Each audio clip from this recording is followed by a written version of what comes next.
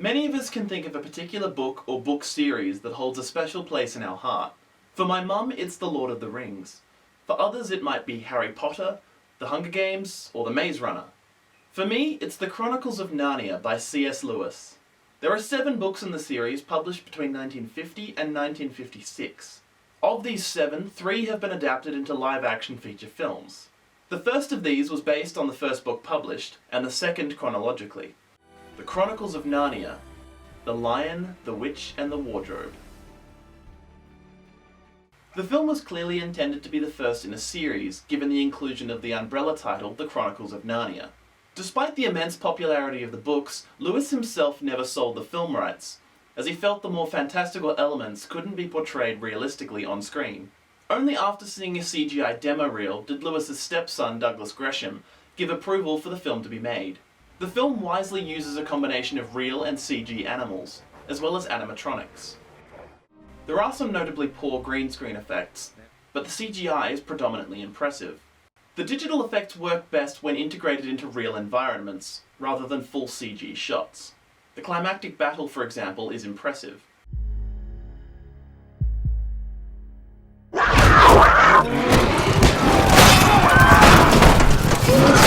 The film was primarily shot in New Zealand, just as the Lord of the Rings trilogy had been. Having lived in the country for a while myself, I can see why so many films, particularly fantasy films, are choosing to shoot there. The film does an excellent job establishing the world of Narnia. Given their significance to the series, the casting of the 4 Pevensey siblings, Peter, Susan, Edmund and Lucy, was crucial to the film's success. Particularly the younger two, as Lucy emotionally carries the first half of the film, while Edmund had to convincingly undergo a redemptive arc. The 4 young actors have believable chemistry, though their bickering does occasionally become grating, especially Susan's. Look, just because some man in a red coat hands you a sword, it doesn't make you a hero! The film is very well directed by Andrew Adamson. The director uses a lot of subtlety and visual storytelling, rather than blatant exposition. The opening scenes establish the Pevenseys' personalities and dynamics, often without overt dialogue. Adamson visually reinforces Edmund's emotional distance from his siblings in several scenes. The supporting cast is equally strong. Liam Neeson as the voice of Aslan is perfect casting. Welcome, Peter, son of Adam. Welcome, Susan and Lucy, daughters of Eve. Tilda Swinton is also well cast as the White Witch. The most distracting inclusion for me was Rupert Everett as the voice of Mr. Fox, as the actor had also voiced Prince Charming in Shrek 2, also directed by Adamson, the previous year. Relax. I'm one of the good guys. Before playing Professor Slughorn in the Harry Potter films, Jim Broadbent played Professor Kirk in this film. It's our sister, sir. Lucy. The weeping girl, Yes, sir. She's upset. hence the weeping. In the book, the unnamed professor is a somewhat mysterious figure. However, The Magician's Nephew, which served as a prequel to The Lion, the Witch and the Wardrobe, revealed the character's backstory, including his own experiences in Narnia. These events are subtly referenced in the film, including the titular wardrobe's design. The film plants the seeds for future expansion without being too heavy-handed, a seemingly lost art these days. The film is largely faithful to the book. Most of the additions made help further develop the world and characters. The climactic battle is more extensive, which makes sense in a visual medium, especially after the success of The Lord of the Rings. The Pevenseys' experience of World War II has a clear influence on Peter's battle tactics, adding another level of realism.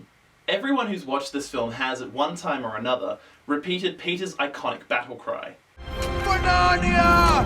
And for Lewis included Christian themes in all 7 books, though they are perhaps most prevalent here with Aslan's sacrificial death and resurrection. Despite this, the film, like the book, doesn't alienate non-believers. Harry Gregson-Williams composed the score for the film. His music helps tell the story. Arguably the most memorable track is the battle.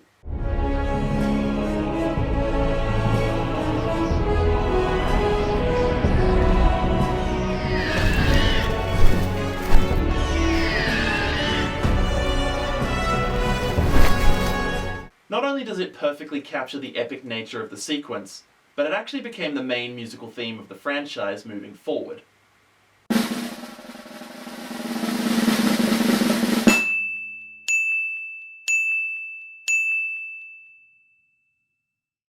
Which brings us to the second film in the series, based on the second book published and the fourth chronologically. The Chronicles of Narnia, Prince Caspian. Two things are immediately apparent with this sequel. The first is its significantly darker tone, which we'll come back to. The other is the gap between films. As acknowledged in both the marketing and the film itself, only 1 year has passed for the Pevensey siblings since the events of The Lion, the Witch and the Wardrobe. It's been a year. How long does he expect us to wait? However, in the real world, it had been closer to 3 years since the release of the first film, which meant the young actors, most notably Georgie Henley, looked significantly older. The Harry Potter films also had this problem, but the largest gap between films in that series was at most 2 years. This film introduces two of the most iconic and popular characters in the Narnia series, namely the title character, Prince Caspian, and the talking mouse Reepicheep.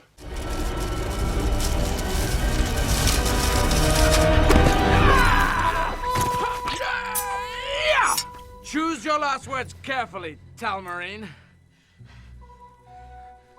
You are a mouse.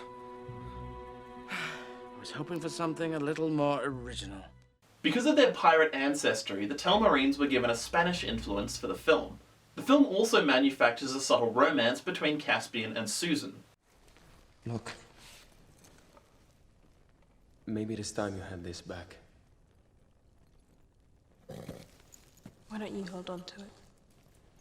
You might need to call me again. Unfortunately, some of the pre-established characters are handled quite poorly, most notably Peter. Right from his very first scene, the eldest Pevensey is presented as an immature hothead with a chip on his shoulder, and not the noble leader he was in the book, or even the first film. He repeatedly crosses words and even swords with Caspian. You called us, remember? My first mistake. No. Your first mistake was thinking you'd lead these people. Hey! I am not the one who abandoned Narnia. You invaded Narnia. You have no more right to lead than Miraz does. You, him, your father. Narnia's better off than a lot of you. Stop it! In contrast, let me read the exchange between the two kings upon first meeting in the book. "Your Majesty is very welcome," said Caspian. "And so is your Majesty," said Peter. "I haven't come to take your place, you know, but to put you into it." This manufactured tension doesn't actually create engaging drama, but rather just makes the character unlikable. The film expands the roles of the Telmarine lords, Sir Caspian and Glazelle, both of whom were relatively minor characters in the book. Glazelle is made a general for the film, while Sir Caspian's eventual betrayal and murder of King Miraz is seeded earlier in the story. First our prince, now his tutor. If the members of Miraz's own house are not safe, are any of us? Lord Sir Caspian! Those are dangerous words, Lord Sir Caspian. But these are dangerous times, General. One should choose his words as carefully as he chooses his friends. Despite the character's death in the previous film, Tilda Swinton returns as the White Witch. The character is mentioned in the book but never appears. Having her actually appear in the film does raise the tension. Also, I like that Edmund is the one to resist her influence and prevent her return.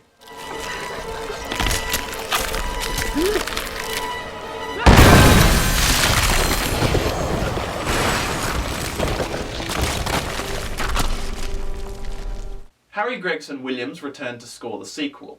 He effectively reused a number of pieces from the first film, including, of course, the battle. The narrative structure of the book, much of which is told via flashback and exposition, required more drastic structural changes than The Lion, the Witch and the Wardrobe, which resulted in a much faster pace. Certain elements from the book are merely hinted at, while others are dropped entirely. Unfortunately, the accelerated pace compromises certain plot elements. It has taken me many years to find this. Do not use it, except at your greatest need.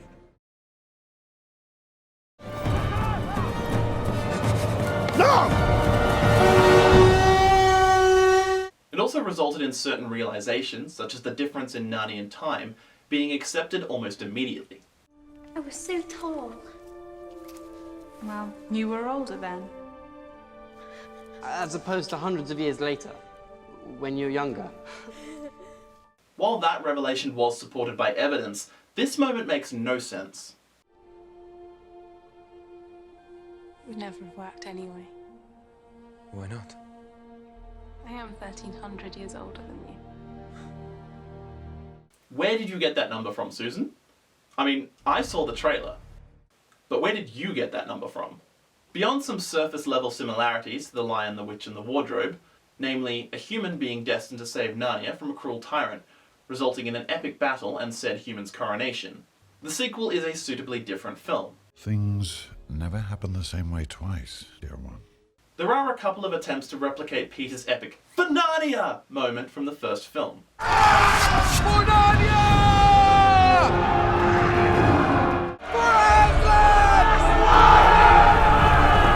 But given the context, they don't land with quite the same impact.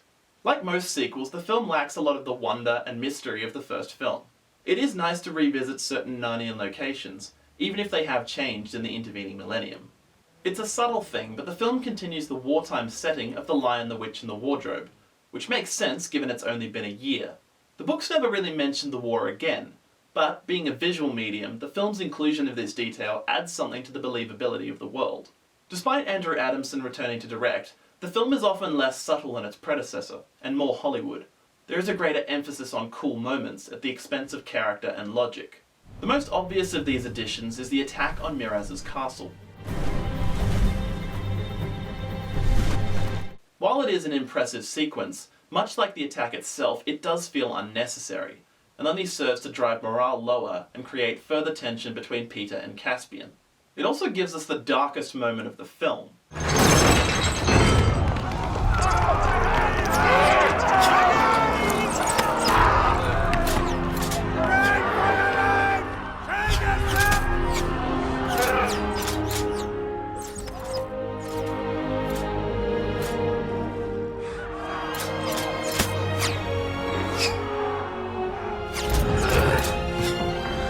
The emotional intensity of this scene does feel unnecessarily excessive. However, amongst the angst and despair, the film does have moments of levity.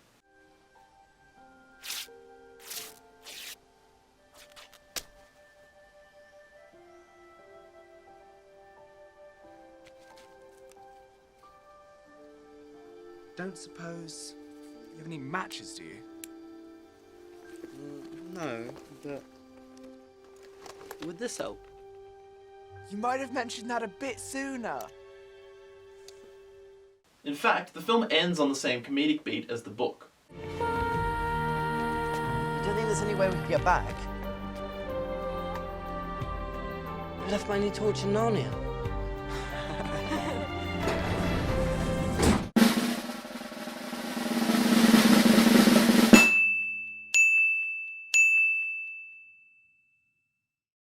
And so we come to the third and final film in the series, based on the third book published and the fifth chronologically, making it the only direct sequel. The Chronicles of Narnia, The Voyage of the Dawn Treader. In all honesty, I don't like this film. The Voyage of the Dawn Treader is my favourite of the Narnia books, and in my opinion the film does not do it justice. However, I have tried to approach this review objectively and with an open mind. This was the only film in the series to be distributed by 20th Century Fox rather than Disney. It is the most distinctive of the three in both look and feel. In fact, they actually changed the aspect ratio between the theatrical and home releases. Where in the blazes am I? You're on the Dawn Treader! After the notably darker tone of Prince Caspian, there seemed to have been a conscious effort to return to the lighter approach of the first film. The film's marketing really pushed the idea of return. Interestingly, the theme of return is actually quite prevalent in the book Prince Caspian. In fact, its full title is actually Prince Caspian, The Return to Narnia. The film is in many ways a throwback swashbuckling adventure, which certainly isn't an altogether poor interpretation of the book. However, the film is meant to exist in the more serious version of Narnia viewers have been presented with in the previous two films. As such, it has an almost jarringly lighter tone at times. There is no escape. We'll put scary. Yeah. What are you? We are terrifying invisible beasts. If you could see us, you would be really intimidated. Yeah. As with Prince Caspian, the gap between films is noticeable in the young actors' appearances. Despite the Voyage of the Dawn Treader taking place 2 years later than The Lion, the Witch and the Wardrobe from Edmund and Lucy's perspective, the actors portraying them were more than 4 years older, a significant difference at that age. Will Poulter joins the cast as the Pevensies' despised cousin Eustace Scrubb. Like Edmund before him, the character undergoes a redemptive arc, albeit a slightly different one. Poulter somehow manages to make Eustace endearingly irritating prior to his transformation. His performance is also genuinely funny.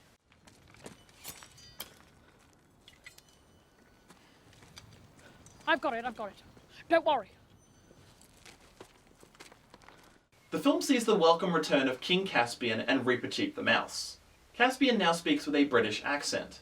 While the king losing his Spanish accent over time makes sense, it's never explained why the 7 Telmarine lords who left Narnia before Miraz's defeat also speak with British accents.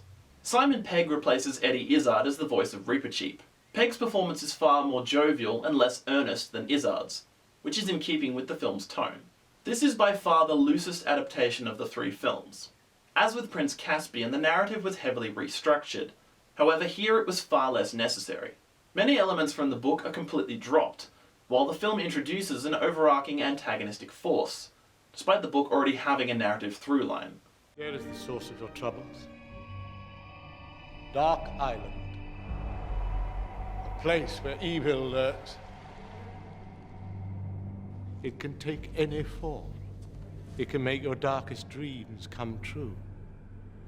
It seeks to corrupt all goodness, to steal the light from this world. The writers also combined a few of the more thematically linked islands visited by the titular ship. The sea serpent is kept until the end of the film, and actually becomes a running joke. Well, what's east of the Lone Islands? Uncharted waters. Things you could barely imagine. Tales of sea serpents and worse. Sea serpents. All right, Captain. Both Peter and Susan are unnecessarily shoehorned into the film. Tilda Swinton also returns once again as the White Witch. The character's continued inclusion in the series undermines Edmund's redemption in The Lion, the Witch and the Wardrobe. What's done is done. There is no need to speak to Edmund about what is past. And makes increasingly less and less sense. While the character's appearance in the film is limited to a couple of cameos, for some inexplicable reason she was included on the film's poster. Of course, characters from previous films being shoehorned into the follow-ups, despite having no reason to be there, isn't unique to this series. One moment I was genuinely surprised to see make it into the film was this line from Aslan. In your world, I have another name. You must learn to know me by it. That was the very reason you were brought to Narnia. That by knowing me here for a little, you may know me better there. It is one of the most overt Christian references in the whole series. Given everything else the film cut, I was surprised that moment remained. While the previous 2 films feature consistently impressive visual effects, some shots in this film are notably bad.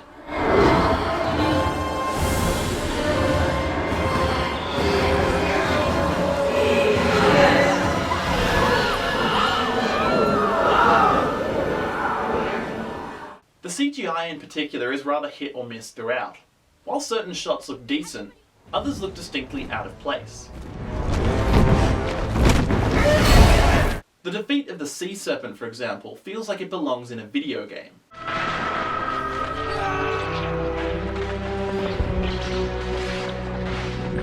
One shot even shows Aslan's shadow clearly not attached to his body. An error which wasn't noticeable in the original theatrical aspect ratio.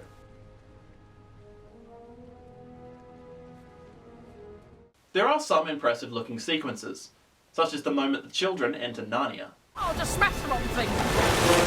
No, he's doing it! No! No! He's got it!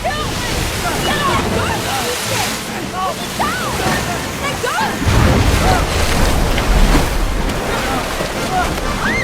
The Dawn Treader herself looks fantastic, especially the practical sets.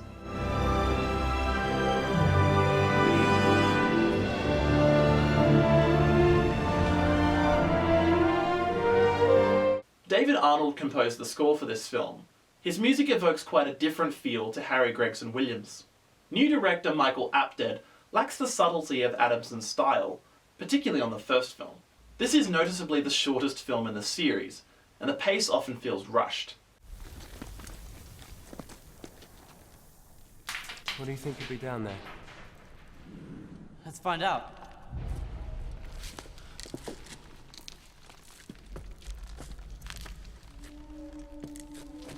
Being Edmund and Lucy's last visit to Narnia, there is an appropriate sense of finality. The ending subtly acknowledges Eustace's future in the series. Will I come back? Narnia may yet have need of you. And then bludgeons viewers over the head with nonsensical sequel bait. Eustace! Eustace! What are you doing up there? Jill Pole's dropped in for a visit. The film's closing credits feature Pauline Bain's iconic illustrations from the book. This was done in tribute to Baines, who passed away in 2008. I actually wish they'd done this for all 3 films, as it's a great way to pay tribute to the source material.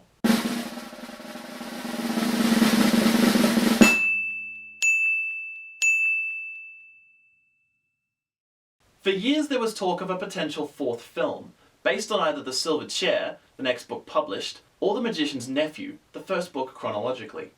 However, in October of 2018, it was announced that Netflix will be developing series and films based on the Chronicles of Narnia. Interestingly, this will be the first time that the rights to all 7 books have been held by the same company. If you're looking for more Narnia in the meantime, I recommend you listen to the audio adaptations produced by Focus on the Family Radio Theatre. I'd love to hear your thoughts on this franchise in the comments. Also, let me know what you thought of this new video series. It is something I've wanted to get off the ground for a while. If you liked this video, why not give it a thumbs up? Maybe share it with a friend. Or an enemy. Either way, be sure to subscribe and turn on notifications to see more content here on Channel 73.